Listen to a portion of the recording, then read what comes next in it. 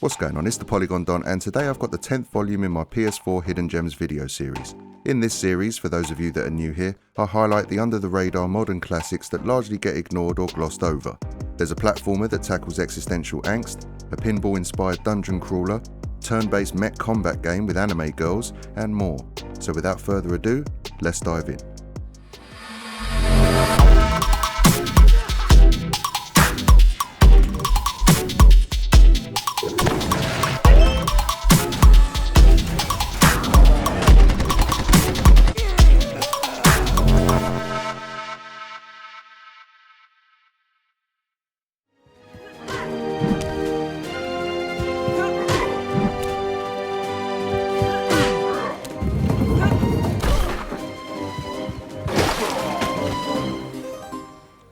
Curse of the Sea Rats is a hand-drawn Metroidvania from Barcelona-based developers Platoon Studio that can accommodate up to 4 players in co-op mode or be enjoyed as a single-player experience.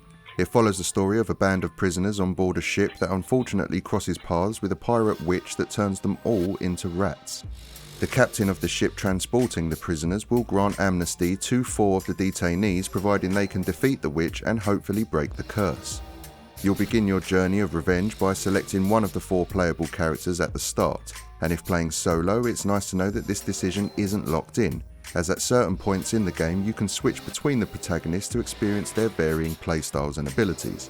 As is expected with 2D Metroidvanias, you'll be jumping and dashing through a web of interconnected areas and passageways, unlocking more and more of the map as you fight enemies and overcome bosses. However, unlike the vast majority of games within this genre, instead of power-ups and abilities being the gatekeepers of new areas, it's just the humble key and locked door setup here, which, while maybe not as exciting, did still provide a little bump up in joy each time I found one. And that's not to say that you don't gain power-ups and abilities, as you can exchange XP for these in the limited skill tree that each protag has, but they mainly affect combat rather than any new exploration potential. The map is large, and while exploring it is genuinely fun, what with the nature of Metroidvanias, you'll be doing a fair amount of backtracking. And even though this game is fantastic to look at thanks to its hand-drawn art style, as the game progresses towards its end, this can get a little repetitive. Thankfully, you can unlock these handy little warp points in exchange for XP, which made revisiting old areas a lot more of a breeze. Overall, the platforming element of the game was bordering on the more easy side. There are some sections that took me repeated attempts to get to where I needed to be, but on the whole the platforming in general wasn't too much of a challenge. The combat, however, is fairly decent. There isn't a ton of variety, but there's enough to keep each encounter interesting. There's parries, jump attacks, directional attacks, etc., and a few unlockable special attacks. And as I mentioned earlier, there are 4 playable characters to choose from, equipped with their own unique weapons that each differ slightly in how they dish out the punishment. For the most part, the combat was surprisingly easy going. Even the boss fights didn't really put up as much resistance as I was expecting, but then random enemies just found wandering the map would. Not sure if that was intentional or if it's a balancing issue, but it was something I noticed on a few occasions. The story was okay, and the writing fared up about the same. It tries to be funny more often than it probably should, and rarely do any of the jokes land, but thankfully dialogue sections aren't that frequent and are short enough to not outstay their welcome. And while it's nice to have an indie game like this fully voice acted, some of the accents were so all over the place it completely took me out of the moment.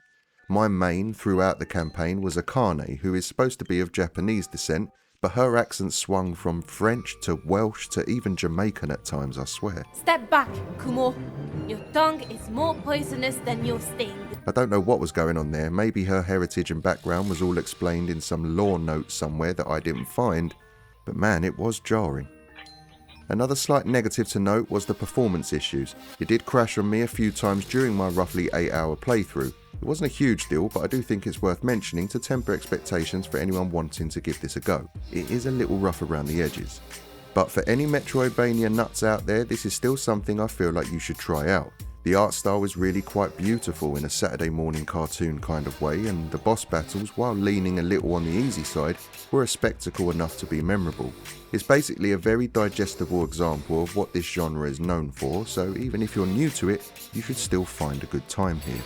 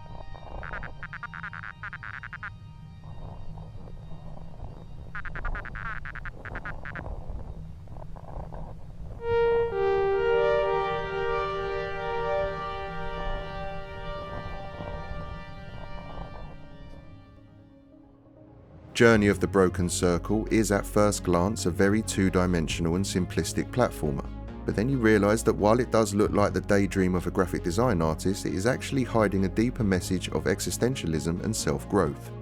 While I would normally and perhaps cynically roll my eyes up at that if someone were describing it to me, this game communicates it so bloody well that I regularly found myself frozen in thought.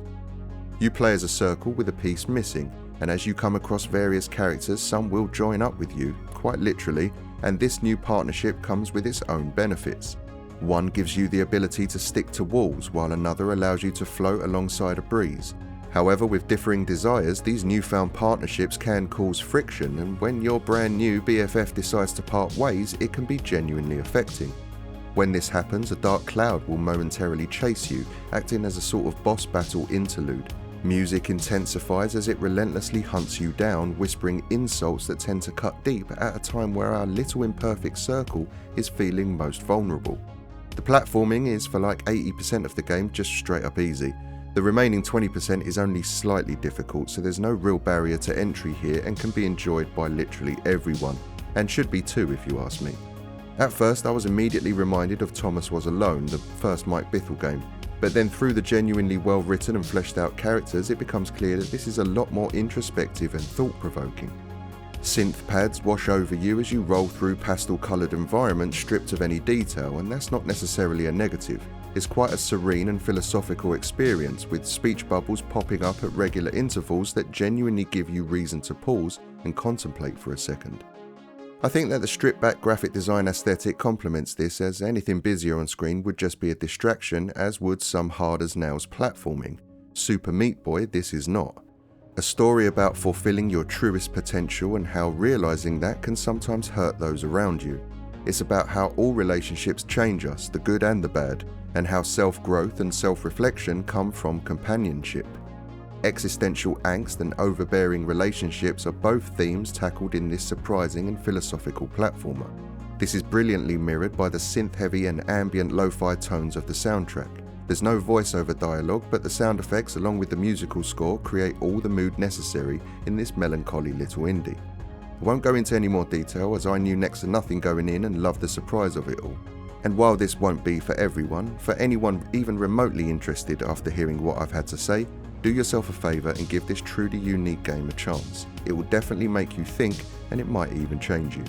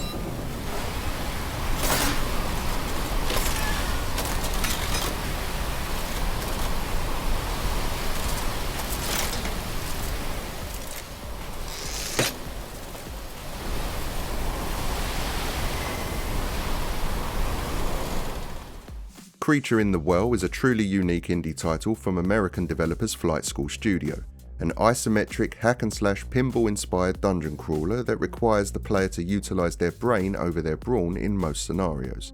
The premise is that you are the last remaining Bot C unit android and are tasked with restoring power to an ancient facility hidden in a desert mountain near the city of Mirage.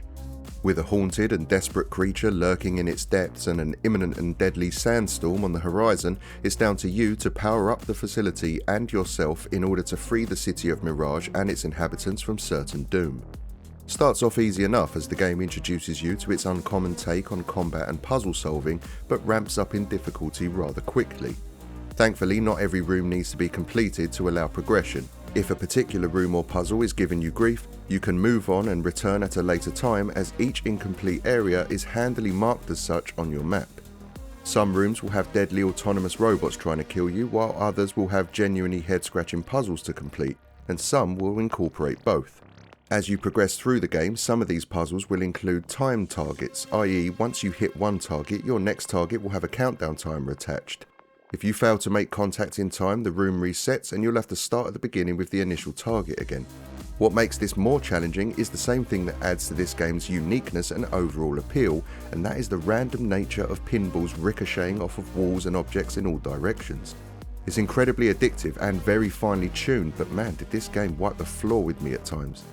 You're smacking balls with a sword, but you also gather up multiple balls by holding down square, and this, oddly enough, uses its own weapon, a charged weapon. Once gathered, you can then launch them off using your sword in your desired direction by pressing triangle. Swords and charged weapons can be bought or found and upgraded alongside cosmetics like capes that can all change how you play the game. There's periodical boss battles involving the lurking creature that taunts you throughout the game that were easily some of the most challenging sections. Most boss battles had at least 3 phases to them that ramped up in complexity and difficulty with each stage, making them a battle of wits, skill and determination, with maybe a dash of luck thrown in for good measure.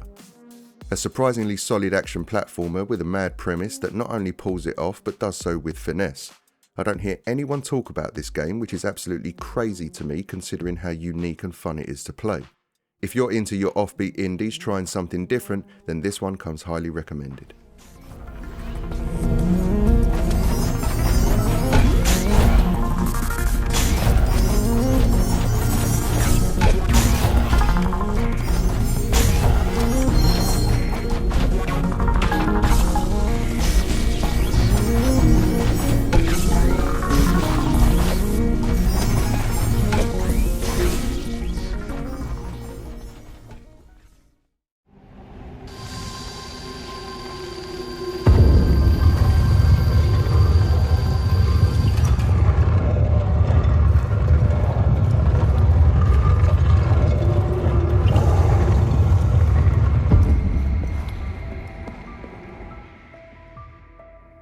Below is a dark and moody isometric action-adventure game from Canadian developers Capybara Games. Originally released for the Xbox One and PC in 2018, it got mixed reviews due to the difficulty and pacing of its roguelite survival mode.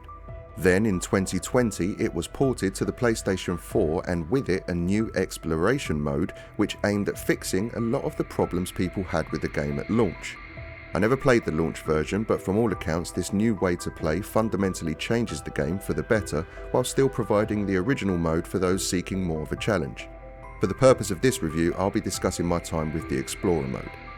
There are shortcuts to unlock and bonfires to light using in-game currency that acts as checkpoints, but you'll need to turn their flames blue in order to keep them as a viable lifeline in instances of death. Something the game doesn't really teach you, you just sort of figure it out through trial and error. There's crafting to be done as well as cooking at bonfires, so you'll want your eyes sharp as you venture deeper and deeper to make sure that you spot the materials necessary to do so. With death looming around every corner, even in Explorer mode, this can prove crucial to survival and therefore success. There is a carefully considered difficulty at play here, and even with the new tweaks that comes with Explorer mode, the game doesn't hold your hand in the slightest. In fact, sometimes it feels like it goes out of its way to keep things from you. A lot like the game itself, you're kind of just fumbling in the dark with regards to understanding the mechanics at work here, of which there are many. Yet still there is an undeniable driving force at play compelling you to press on and venture into the abyss. Combat isn't especially complex, but it does provide a fair amount of challenge. When the inevitable does occur and you receive damage from an enemy, it acts more like bleed damage. Showing up as red, it slowly chips away at your health until you patch yourself up with a bandage or a well-timed swig of whatever mad concoction you made when you last rested. And while the gorgeous art style and camera positioning does provide the tone and atmosphere, it can make it incredibly difficult to discern what everything is. I found that I myself needed to be in complete darkness to have the best chance of exploring without falling into any traps. This could well have been a deliberate design choice, while my own age and dwindling eyesight could be to blame, but I did find myself squinting a hell of a lot whilst playing this, which isn't what I would call ideal. There are torches and lanterns to make use of though, which thankfully alleviates some of these issues. There is a noticeable feeling of Souls-like whilst playing this, and although difficult, it is not, as is commonly the case, due to its combat, but rather the nervy exploration. Much like the Souls games, you'll want to explore every inch of the map for the prospect of finding loot and secrets, but you'll be doing so carefully and silently, just in case your curiosity gets the better of you. If you like the idea of a moody and difficult old school Zelda clone that ditches the puzzles for a more Souls-like experience, then definitely check out Below next time you see it. The Below Special Edition that I have has a really cool box art design as well as a physical art book and poster included, which is always a nice bonus these days.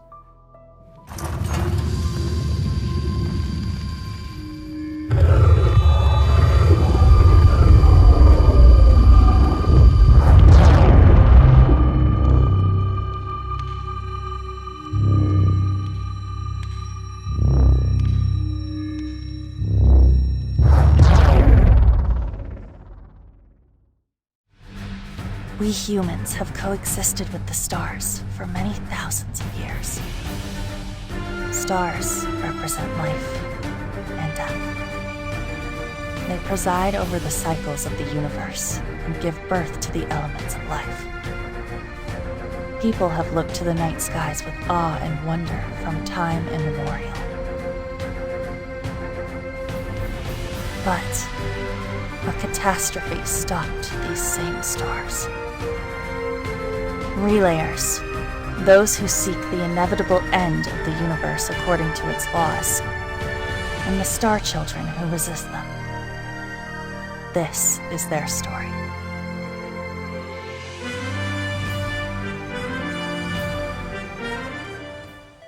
Relayer is a strategy RPG with massive robot mechs and a genuinely likeable cast of anime girls.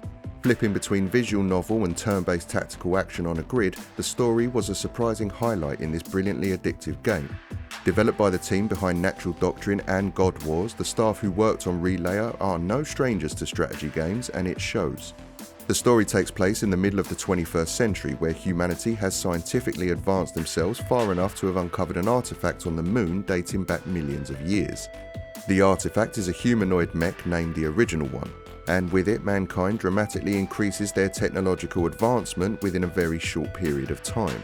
Using the Original One's superior tech as a blueprint, humanity are able to develop space colonies, spaceships and combat mechs of their own, expanding their reach within the solar system. However, along with the discovery of the Original One, it was also revealed that an alien threat calling themselves the Relayers are working their way through the cosmos in a bid to end all life in the universe. To combat the threat, the spirits of celestial bodies like stars and planets merge with certain individuals, giving them special abilities and control over gravity particles. And their unique ability to control these gravity particles are what allows them to pilot special modified mechs called Stellar Gears. The individuals, mainly children, who possess the will of the stars are called Star Children. You'll start the game playing as Terra, the Star Child of Earth, who unwittingly gets drawn into a battle on a moon colony between Earth's forces and the Relayers. Using the chaos of battle as a smokescreen, Terra's younger sister Luna, the Star Child of the Moon, suddenly steals the Original One and escapes. Hoping to unite with her younger sister and understand her motives, Terra joins the crew of the Asterism, who are tasked with retrieving the Original One. I won't go into more detail, but the story is pretty solid, told predominantly through static cutscenes, much like what you would see in a visual novel. This space opera stays engaging throughout thanks to its excellent narrative pacing and incredibly likeable and sizable cast of characters, most of which are playable. While story exposition is done through static 2D cutscenes, gameplay takes on a different design aesthetic entirely, with fully rendered 3D models for each of the Star Children's unique mechs. And these were all amazing, each coming with not only their own fight styles and abilities, but designs and characteristics too, with each attack initiated in battle having its own mini cutscene with dynamic camera angles. You'd think this would get tiresome after the 100th time witnessing them, but it really didn't for me. I loved each and every one and really helped place me in the moment. Still, this is a feature you can adjust or turn off completely if you want to speed up combat encounters. The loop is simple enough. Advance the main story until you get to a battle. Once the battle is completed, you can repeat it to grind XP and money earned. Your character's stats increase each time you level up, which is done through battle, but each time this happens you also gain XP, which can be spent in a skill tree system that will grant you further abilities or enhance the ones you already have in your possession. Money can be spent on buying items and gear like shields and weapons for example, or it can be spent on upgrading each character's own mechs. This is all done in the downtime whilst aboard the Asterism. It's also here that you can encounter optional side events with NPCs and party members that further fleshes out their characters and backstories. Usually set on sizable grids, battles are turn-based and will require you to be familiar with positioning, weapon ranges and weapon types to get the best out of each combat scenario. If the character you are currently controlling is wielding a sword and goes up against an enemy with the same weapon type, a duel will happen between them, or at the very least a counter will be made by your adversary, usually involving some sort of damage coming your way. However, if your sword wielder was to take on an enemy sniper for example, your character can inflict damage without the worry of any type of retaliation. At least not until it's the enemy's turn, which can be viewed in the turn order found in the top right of the screen. And this applies to all weapon types too, so a sniper going up against another sniper will result in a cool animated sharpshooter battle in the heavens. There's a few other mechanics that come into play too, like positioning two party members either side of an enemy, initiating a backstab to deal additional damage. There's aggro that can dramatically affect the strength of skills, and the usual buffs and debuffs, etc. It all adds up to a deep combat system that, while challenging, especially later in the game, never really felt insurmountable.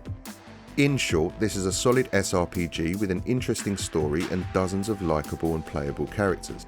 Loads of customization options for mechs that were all really well designed, and even once the roughly 30-hour campaign is beaten, there's loads of post-game stuff to keep you occupied, providing plenty of bang for your buck. So if SRPGs are something you're into and you don't mind the majority of the story being told in a visual novel style, then I think you'll love this.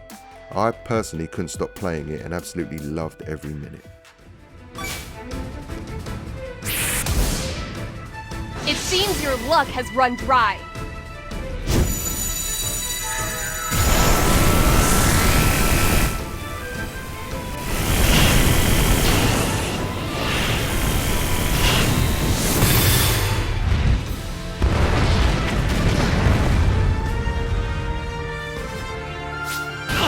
Was that a hit? I've grown more elegant.